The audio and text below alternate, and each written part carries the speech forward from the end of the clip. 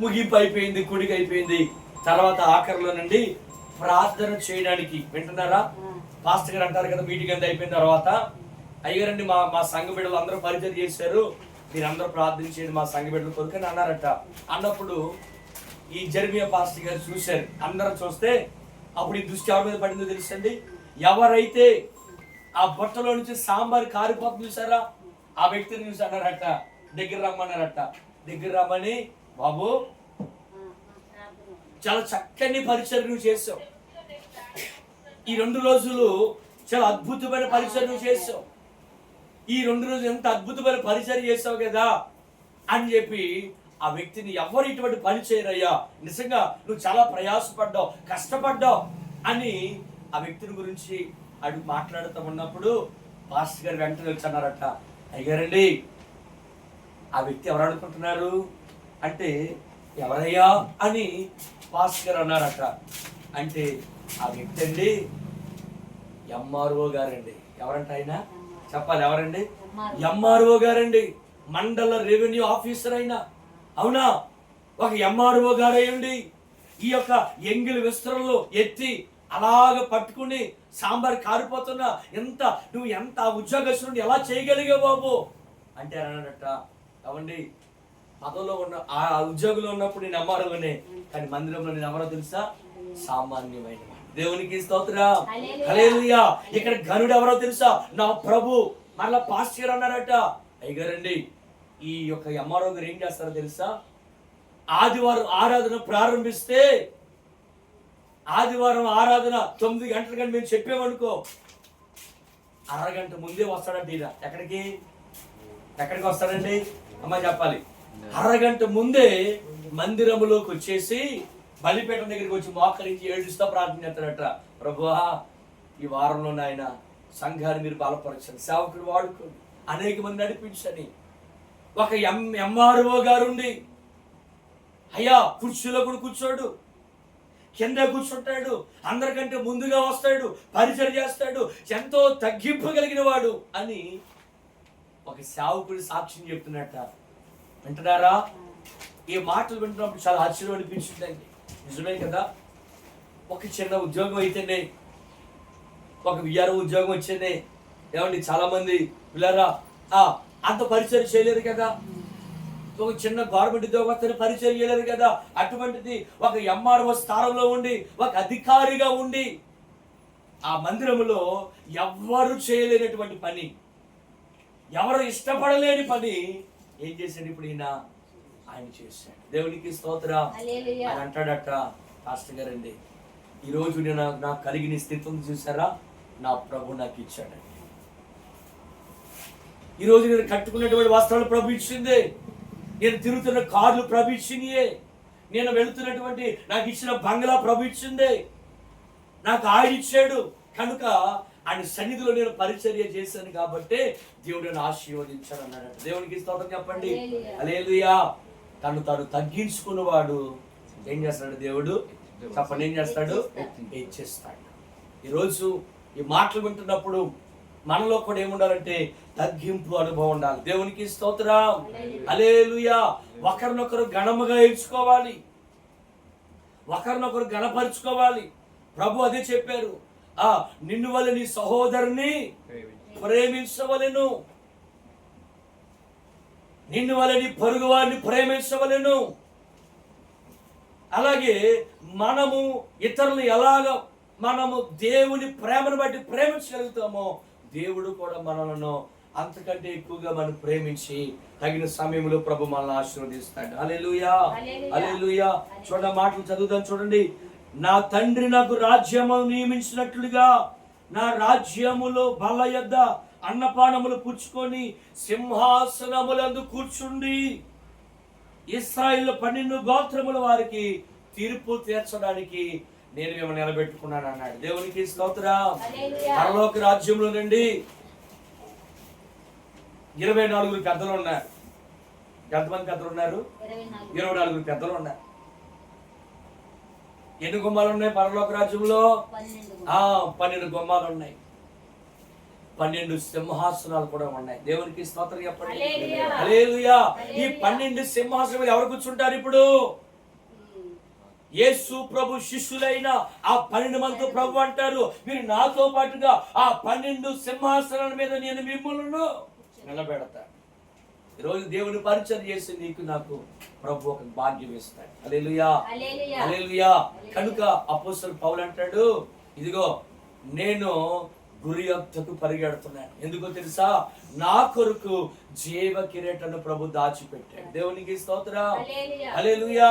ఈరోజు నీ కొరకు నా కొరకు దేవుడు ఒక బహుమానాన్ని ప్రభు సిద్ధపరిచాడు. ఆ బహుమానాన్ని పొందుకోవాలంటే యేసు ప్రభు మాదిరిగా మనం కూడా ఒకరికొకరు ఏం చేయాలి? మనము పరిచయం చేసేవారిగా ఉండాలి. స్తోత్రం, హల్లెలూయా. ఒకరినొకరు ప్రేమించేవారిగా ఉండాలి, ఒకరినొకరు ఘనపరిచేవారిగా ఉండాలి. చూడండి, అదే 22వ అధ్యాయంలో, లోకాసు వార్త 22వ అధ్యాయంలో 31వ వచనం చూడండి. సీమోను, ఇదిగో సాతాను మిమ్మల్ని పట్టి గోధుమల వల్లే జల్లించుటకు మిమ్మల్ని కోరుకొనును గాని మీ నమ్మిక తప్పిపోకున్నట్లు నేను మీ కొరకు వేడుకుంటుని, నీ మనసు తిరిగిన తర్వాత నీ సహోదరులు స్థిరపరచమని చెప్పాను. ప్రభువా, నీతో కూడా చెరలోనికి మరణమునకు నువ్వు వెళ్ళుటకు సిద్ధముగా ఉన్నానని ఆయనతో చెప్పగా, ఆయన పేతురు, నువ్వు నన్ను ఎరుగునని ముమ్మారు చెప్పు వరకు నేడు కోడి కూయదని నీతో చెప్తున్నాను. దేవునికి స్తోత్రం చెప్పండి. హల్లెలూయా. యేసు ప్రభువారు అంటారు, పేతురు, శిష్యులారా, ఇదిగో ఏమిటండి, సాతాను మిమ్మును పట్టి గోధుమలను జల్లించినట్లుగా, జల్లులో వేసి గోధుమలను ఏం చేస్తాడు చెప్పండి? మనం ఏం చేస్తాం? ఇప్పుడు మనం ఏది జల్లిస్తాం? ఏమండి, మనం ఏది జల్లిస్తాం? కొంతమంది బియ్యంలో రాళ్ళు ఏరుతా ఉంటారు కదండి, రాళ్ళు పిడి జల్లులు ఉంటాయి కదా, ఆ రాళ్ళని ఇప్పుడు ఏం చేస్తారంటే వేరేస్తారా? ఎర్రా రాళ్ళతో పాటుగా మనం అన్నం తింటాం, ఉన్నాం, రాళ్ళు ఏం చేస్తాం? బయట పడేస్తాం కదా. అలాగే గోధుమలు జల్లించినప్పుడు పొట్టేమైపోతుంది? ఎగురెళ్ళిపోతుంది. అందుకని ఆయన కూడా తన కళ్ళమును బాగుగా శుభ్రపరచడం అంటే ఏమిటంటే, ఇదిగో గోధుమలనేమో కొట్టులో పోసి పొట్టునేమో బయట పారేసి ఆరని అగ్నితో కాల్చేస్తాడు. దేవునికి స్తోత్రం, హల్లెలూయా. జల్లించినప్పుడు గింజలు ఏమవుతాయి? గట్టి గింజలు అందులోనే ఉంటాయి, అవునా కదా? గింజలు అలాగే ఉంటాయి, కానీ పొట్టు ఏమైపోతుంది? గాలికి చెప్పాలి. జల్లించినప్పుడు ఏమైపోద్దండి? ఎగిరిపోతుంది. ఇసుక జల్లించారు ఎప్పుడైనా? పనులు చేసింది మనకు తెలుసు కదండి. తాపి బేసులు అంటారు, ప్లాస్టింగ్ చేసేటప్పుడు, బాబు మీరు ఇసుక జల్లించి మాకు పెడితే మేము ప్లాస్టింగ్ చేస్తాం అంటారు. మనం అంటాం, ఇసుక ఎంత చక్కగా ఉందో అంటే, ఇసుక చాలా బాగుంది కదా, మళ్ళీ జల్లించమంటారు ఎందుకు? అమ్మా చూడడానికి అన్ని బాగానే ఉంటాయి, మీరు జల్లించండి ముందు అంటారు వాళ్ళు. మనం అనుకుంటాం, తిట్టుకుంటానే, ఇసుకలు అన్ని బాగా ఉన్నా మాకు పని చెప్పండి జల్లించుకుంటా ఉంటే, ఇప్పుడు ఇంతంత రాళ్ళు, పనికిరాని రాళ్ళు ఎన్నో తెలుసండి, ఒక మోటార్ వస్తాయి. చూడడానికి ఎలా ఉన్నాయి చెప్పాలి? ఎలా ఉన్నాయి? పైకి ఏ రాయి కనపట్లేదు, కానీ జల్లించినప్పుడు ఎన్ని వచ్చినాయి? ప్రభు అంటాడు, ఇదిగో పేతురు, శిష్యులారా, సాతాను మిమ్మల్ని జల్లిస్తాడు, మిమ్మల్ని పట్టుకొని జల్లిస్తాడు. జల్లించినప్పుడు మీరు ఆ జల్లిడిలో మీరు ఉండాలంటే మీరు జాగ్రత్తగా ఉండాలి. దేవునికి స్తోత్రం. అనగా ఎలా జల్లిస్తాడు తెలుసండి? మనల్ని పట్టుకుని జల్లిస్తామేంటి? మన ఎలా జల్లిస్తాడు? శ్రమలలో జల్లిస్తాడు. హల్లెలూయా. శ్రమలు తట్టుకోవా? ఓర్పుతో ఉంటావా? ఓపిక లేకుండా ఉంటావా? విశ్వాసంగా ఉంటావా? విశ్వాసం వదులుతావా అని చెప్పి ఆడు నేను జల్లిస్తా ఉన్నప్పుడు నువ్వేమనుకున్నంటే, నా దేవుడు నా పక్షముగా ఉన్నాడు కనుక నేను భయపడను. దేవునికి స్తోత్రం, హల్లెలూయా. నీవు నేనేమనుకోవాలి? ఆర్థిక సమస్యలు వస్తాయి, అప్పుడు సమస్యలు ఉంటాయి, ఉన్నప్పటికీ కూడా ఆడు జల్లిస్తా కొద్ది నువ్వేమన్నాలంటే, నా ప్రభు నన్ను ఏదో ఒక రోజు నన్ను ఆశీర్వదిస్తాడు. హల్లెలూయా, హల్లెలూయా. నా ప్రభు నన్ను దీవిస్తాడు.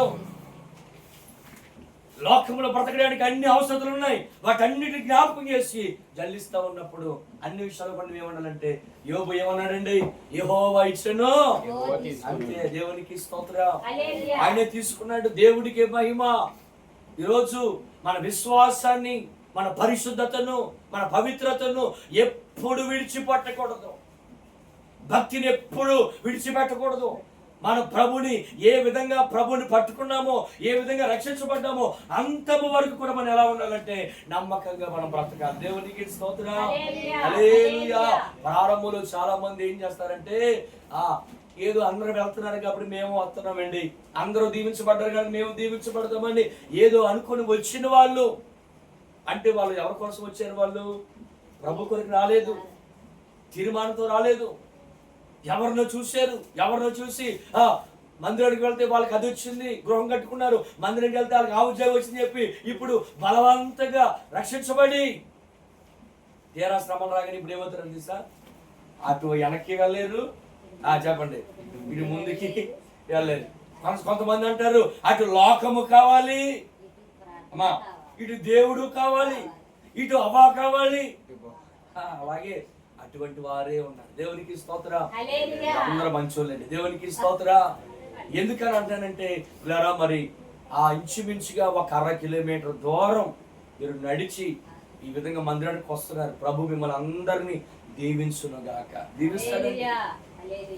మిమ్మల్ని గురించి ఒక సాక్షి నేను చెప్పగలుగుతున్నాను. ఎక్కడికి వెళ్ళినా మా పత్తూరులో ఉన్న సంఘం, అమరావతి నుంచి బిడ్డలు నడుచుకుంటా కాలి నడకన శుక్రవారం రాత్రి పెట్టినా వస్తారు, పగలైనా వస్తారు. వాళ్ళు ఎండలో నడుచుకుంటూ వెళ్తున్నారు. అనేకమంది చెప్పుతున్నాను. ఎందుకంటే మీ విశ్వాసం, మీ నిరీక్షణకు దేవుడే మీకు ప్రతిఫలం ఇస్తాడు. హల్లెలూయా, హల్లెలూయా. నిజమే కదండి. ఈరోజు నువ్వు పడుతున్న ప్రతి ప్రయాస ప్రభు చూస్తాడు. అందుకే అంటాడు, పేతురు, సాతాను మిమ్మల్ని జల్లిస్తాడు. మళ్ళా మాట చదువుతామా? చూడండి, సాతాను మిమ్మల్ని పట్టి గోధుమల వల్లే జల్లించుటకు మిమ్మల్ని కోరుకొనేను గాని మీ నమ్మిక తప్పిపోకుండానట్లు నేను మీ కొరకు నేను వేడుకుంటుని. సాతాను గారు జల్లిస్తున్నాడు కానీ ప్రభు ప్రార్థన చేస్తున్నాడట. దేని గురించి తెలుసా? అయ్యా మా బిడ్డలు చెదిరిపోకూడదు అయ్యా, అయ్యా మా బిడ్డలు వెళ్ళిపోకూడదయ్యా, మా బిడ్డలు ఇదిగో స్థిరముగా ఉండాలయ్యా. సాతాను ఎంత శోధించినప్పటికీ, ఎంత సాతాను గాయపరిచినప్పటికీ, ఎన్ని శ్రమలు వచ్చినప్పటికీ యోబు వలె ఉండాలి. ఎలా ఉండాలండి? యోబు వలె ఉండాలి. కొంతమంది అంటారండి, చిన్న సమస్య రాగానే ఏమంటారు తెలిసింది అయ్యారు? ఏమంటారు కొంతమంది అంటే, అయ్యారు మాకు యోబు లాంటి శ్రమలు వచ్చేసేయండి అంటారు. అమ్మా ఏమంటారమ్మా? ఏమంటారు? యోబు లాంటి శ్రమలు వచ్చేయండి అంటారు. అమ్మ ఏ శ్రమ వచ్చింది? ఏ శ్రమ మొత్తం ఏంటండి? అయ్యా ఒక వ్యాపారం చేసామా, రొయ్యల చెరువు వేసామా, ఆ చెరువు నష్టం వచ్చింది. ఇంకేం జరిగింది? ఉద్యోగం వస్తుందనుకుని అది రాలేదు. అలాగా ఆ 2-3 బట్టి దేంతో పోల్చుకుంటారండి? యోబుతో పోల్చుకుంటారు. నేను అంటాను, యోబు ఉన్న భక్తి కానీ, సహనం కానీ, ఓర్పు కానీ మనకి ఎవరికీ ఉండదండి. ఎందుకు తెలుసా? అంత శ్రమలంగా ఎవ్వరు అనుభవించలేదు బైబిల్లో. యోబు కింద చదివితే ఏడుపు వస్తుంది. కారణం ఏమిటంటే సాతాను అంతగా జల్లించాడు యోబుని. యోబుని సాతాను పట్టుకొని జల్లిస్తా ఉన్నాడు. యోబు గురించి ప్రభు అంటాడు కదా, యోబు యథార్థవంతుడు, నీతివంతుడు, న్యాయవంతుడు, ఊజు దేశంలోనే తాను ఎంత భక్తుడు ఎవ్వడూ లేడని దేవుడు సాక్ష్యం ఇచ్చాడు యోబు గురించి. కానీ సేమ్ టైం యోబుని శ్రమలు వచ్చాయి, శోధించబడ్డాడు. మీకు అందరికి తెలిసిన మాటలే. కుమారులు చనిపోయారు, కుమార్తెలు చనిపోయారు. ఆస్తి అంతా 2 రోజుల్లోనే మొత్తం పోయిందండి. నడి రోడ్డు మీదకి వచ్చేసాడు. అప్పుడు దాకా పొగిడిన వారు ఉంటారు కదా, నీ అంత గొప్పవాడు లేడు యోబు, నీ అంత పాటగాడు లేడు, ఆరాధనకి లేడు, అలాగ గణపరిచిన వాళ్ళు, ప్రార్థపడలేడండి గణపరిచిన వారు ఉన్నారు కదా, వారందరూ వచ్చి అంటారు, యోబు నువ్వేదో తప్పు చేసావు అందుకే నీకు శ్రమలు వచ్చాయి, ఏదో పొరపాటు చేసావు అందుకే వచ్చాయి, నీకెందుకు వస్తాయి అని యోబుని అనరాని మాటలన్నీ అంటూ ఉంటే యోబు మౌనంగా ఏడ్చుకుంటా ఉన్నాడు. యోబు అంటాడు, నేను ఏది భయపడ్డానో, ఏ మాటలు వినకూడదు అనుకున్నాను, ఏ మాటలు పడకూడదు అనుకున్నానో ఏ మాటలు పడుతున్నాయి అని యోబు బూడిద గుండు గీసుకొని బూడిద చల్లుకొని యోబు పిల్లరా ఏడుస్తా ఉంటే భార్య చంట ఇంకా దేవుడు దేవుడు దేవుడు దేవుడు అనకపోతే పిల్లలందరూ 10 మంది పిల్లలు చచ్చిపోయారు, నీకు బుద్ధి లేదా? ఎవరంటున్నారండి? భార్య అంటది. 10 మంది పిల్లలు చచ్చిపోయారే, ఆస్తి అంతా పోయిందే, రోడ్డు మీద పడ్డామే, తినడానికి తిండి లేదే, ఒకప్పుడు అందరూ ఆదరించావు, ఒకప్పుడు అందరూ సహాయం చేసావు, ఇప్పుడు మనకు దిక్కు దారి కనబడక ఎటు వెళ్ళాలో తెలియక అయోమయంలో ఉన్నప్పుడు ఇంకా దేవుడు దేవుడు అంటావేంటయ్యా? ఆ దేవుని దూషించి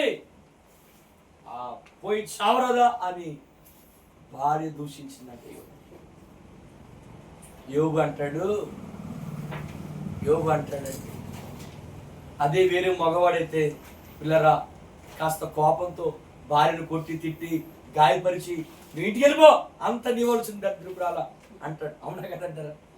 కొంతమంది చూడండి, ఏదైనా సమస్య వస్తే ఇంట్లో ఎవరిని తిడతారు? ఎక్కువగా భార్యని తిడతారు. అపిష్టిదాన్న, నువ్వు అడిగి పెట్టిన దగ్గర నుంచి మా ఇంట్లో సమాధానం లేదు, లేదంటే నీ కాలు పెట్టావు మా అమ్మ పోయింది, లేదా నువ్వు కాలు పెట్టావు అది జరిగిందని చెప్పి భార్యను తిడతారు, దూషించేవారు. కానీ యోబు అంటాడు, ఇదిగో మూర్ఖురాలు మాటలాడునట్లుగా నువ్వు మాటలాడుతున్నావు. దేవుని చేత మనం మేలు అనుభవించాం కదా, కీడు అనుభవించడం మనకు తగదా అన్నాడు. అంటే భార్యను మూర్ఖురాలు అనలేదు. ఏమన్నాడండి? ఒక మూర్ఖురాలు మాట్లాడుతా చూసావా, అలా మాట్లాడుతున్నా. ఎస్, ఒక్క మాట కూడా తన మాటల్లో ఎవరిని బాధపరచలేదు. ఈ మాటలు వింటున్నప్పుడు పిల్లరా, నీవు నేను కూడా ప్రభువుని ప్రేమించి ఆయన మార్గం నడిచి సాతాను ఇదిగో గోధుమలు జల్లించినట్లుగా పేతురులు శిష్యులు జల్లించబడతారని యేసు ప్రభు ముందుగానే వారి కొరకు ప్రార్థన చేశాడు. ఈరోజు దేవుడే ప్రార్థన చేసినట్టు వారి గురించి మీరు జాగ్రత్తగా ఉండండి. మీ నమ్మకాన్ని పోగొట్టుకోవద్దు. ఈ కడవరి దినాల్లో అంచె దినాల్లో మీరు కూడా మీ నమ్మకాన్ని పోగొట్టుకోవద్దు, మీ విశ్వాసాలు పోగొట్టుకోవద్దు. దేవుని మీద ఆధారపడుతున్నారు, ఇంకా ప్రభు పాదం గట్టిగా పట్టుకోండి. శ్రమలు వచ్చినప్పుడు ఇంకా గట్టిగా ఆయన్ని పట్టుకొని ప్రభుని ఆరాధించండి. ప్రభు మీకు జయాన్ని ప్రభు ఇస్తాడు. హల్లెలూయా, హల్లెలూయా. యోబు శోధించబడిన తర్వాత యోబును దేవుడు ఏం చేశాడంటే 2 అంతలుగా ప్రభు దీవించాడు. దేవునికి స్తోత్రం. హల్లెలూయా, హల్లెలూయా. అన్ని విషయాలు 2 అంతలుగా దేవుడు దీవించాడు. పోగొట్టుకున్న బిడ్డలను ప్రభు మరలా ఇచ్చాడు. 7 కుమారులు ఇచ్చాడు, 3 కుమార్తెలు ఇచ్చాడు. యోబు కుమార్తె అంత సౌందర్యవంతురాలు అంటండి ఆ దేశంలో లేరంట. దేవునికి స్తోత్రం. హల్లెలూయా. ఇప్పుడు ఎకరం పోగొట్టుకుంటే దేవుడు యోబుకి ఎన్ని ఇచ్చినట్టు? లెక్కలు ఇచ్చి కదా, 2 అంతలు అంటే 2 ఎకరాలు ఇచ్చినట్టు కదా. ఇప్పుడు 3000 ఒంట్లు పోయినాయి. ఇప్పుడు ఎన్ని ఒంట్లు ఇచ్చినట్టు? అలాగా ప్రతిదానికి 2 అంతలు. దేవునికి స్తోత్రం. హల్లెలూయా. నేను మాటలు ముగించేస్తున్నాను. యోబు శోధించబడిన తర్వాత యోబును ప్రభు దీవించాడు. మాటలు వింటున్నప్పుడు నా ప్రభు నిన్ను కూడా దీవించును గాక, ఆశీర్వదించును గాక. నీవు నేను మన నమ్మకాన్ని పోగొట్టుకోకుండా, విశ్వాసాన్ని పోగొట్టుకోకుండా ప్రభు వలె ఆయన కొరకు మనం బ్రతుకుదాం, ప్రభు కొరకు జీవించుదాం. అతి కృప దేవుడు మనందరికీ ప్రభు దయచేయును గాక. అలా ఉంచుదాం, ప్రార్థించుదాం.